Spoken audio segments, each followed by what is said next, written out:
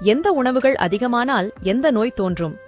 பழைய சோறு, கஞ்சி அதிகமானால் வாயு, வயிற்று பொறுமல் ஏற்பட்டு கை கால் வலிக்கும். தேங்காய் அதிகமானால் சளி, பித்தம், வறட்டிருமல் உண்டாகும்.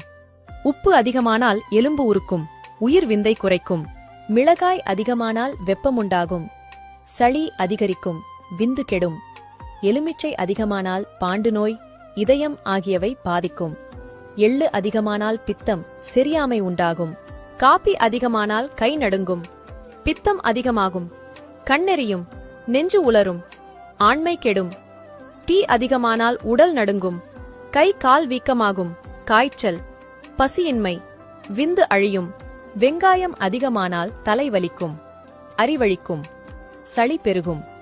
இஞ்சி அதிகமானால் மென்குரலும் இறுக்கமாகும். பூண்டு அதிகமானால் இரத்தம் கொதித்து பொங்கும், கரு அழிக்கும், குடல் எரிக்கும், ஆண் தன்மை இழக்கும். மிளகு, உடம்பில் சக்தி இல்லாதவர்கள் அதிகம் உண்டால் வெப்பம் உண்டாகும்.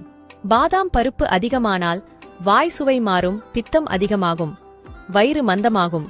பலகாரம் அதிகமானால் வயிற்று வலி. மாங்காய் அதிகமானால் வயிறு கட்டும், சளி வளரும், இடுப்பு வலி வரும், பித்தம் அதிகமாகும். முற்றிய முருங்கை சாப்பிட வாயு, சளி உண்டாகும்.